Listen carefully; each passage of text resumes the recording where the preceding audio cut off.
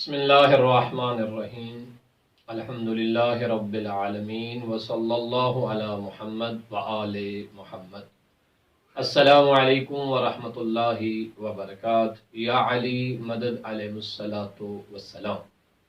سلسلہ گفتگو تاریخ علماء شیعہ پہ جاری تھی اور آج آپ اس کی قسط نمبر 22 ملاحظہ فرما رہے ہیں، اور گفتگو جاری تھی مرحوم جناب شیخ صدوق رحمۃ اللہ علیہ کی کتب پر۔ پچھلی ویڈیو میں ہم نے بتایا کہ ان کی کتب تقریباً 300 کے قریب تھی، جن میں کچھ کتابوں کا ہم نے تذکرہ کیا اور کچھ ایسی کتابیں ہیں کہ جو ہم تک پہنچی ہی نہیں۔ آج ہم گفتگو کریں گے جناب شیخ صدوق رحمۃ اللہ علیہ کی اس عظیم کتاب کے متعلق کہ جسے گوہر گمشدہ کہا جاتا ہے، انتہائی عظیم کتاب کہ جس کا نام مدینۃ العلم ہے۔ یہ وہ عظیم کتاب ہے کہ جسے شیخ صدوق رحمۃ اللہ علیہ نے لکھا، خود یاد کیا اور ہم تک پہنچانے کی انہوں نے بھرپور کوشش کی، اور علماء نے اس کتاب کا تذکرہ بھی کیا۔ یہ کتاب 10 جلدوں پر مشتمل تھی اور ضخیم جلدیں تھیں، لیکن افسوس کے ساتھ یہ بات بتانی پڑ رہی ہے کہ یہ کتاب ہم تک نہ پہنچ سکی۔ ہمارے علماء میں بہت سارے ایسے علماء موجود ہیں کہ جنہوں نے اس کتاب کا تذکرہ بھی فرمایا اور اس کتاب سے روایات کو نقل بھی کیا ہے، جیسے کہ جناب شیخ بہائی رحمۃ اللہ علیہ کے والد بزرگوار نے بھی اس کتاب کا تذکرہ کیا ہے، اور بعض علماء کا کہنا ہے کہ ایک نسخہ جناب شیخ بہائی کے والد بزرگوار کے پاس موجود تھا۔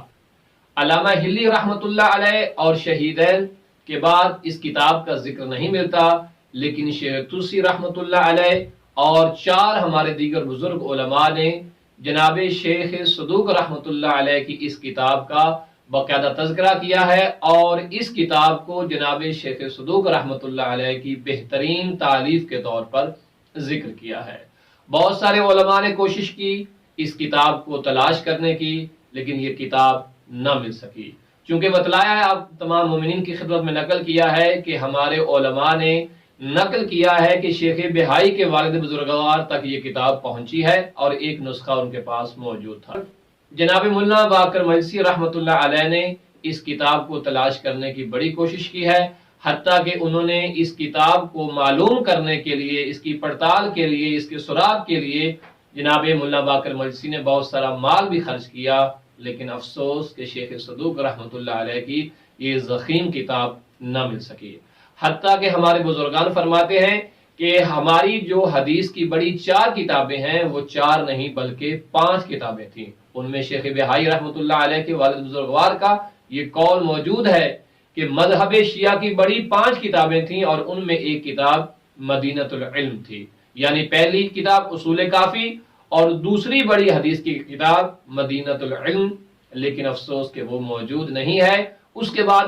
شیخ صدوق کی اگلی کتاب من لا یحضر الفقیہ، اور پھر تہذیب اور استبصار، ان 4 کتابوں کو اب حدیث کی بڑی کتابوں کے طور پہ دیکھا جاتا ہے اور جانا جاتا ہے۔ کاش کہ وہ کتاب ہوتی اور ہم اس سے استفادہ کرتے۔ جناب شیخ ابن شہر اشوب نے بھی اس کتاب کے متعلق لکھا ہے کہ شیخ صدوق کی اس کتاب کی 10 جلدیں تھیں۔ 10 جلدوں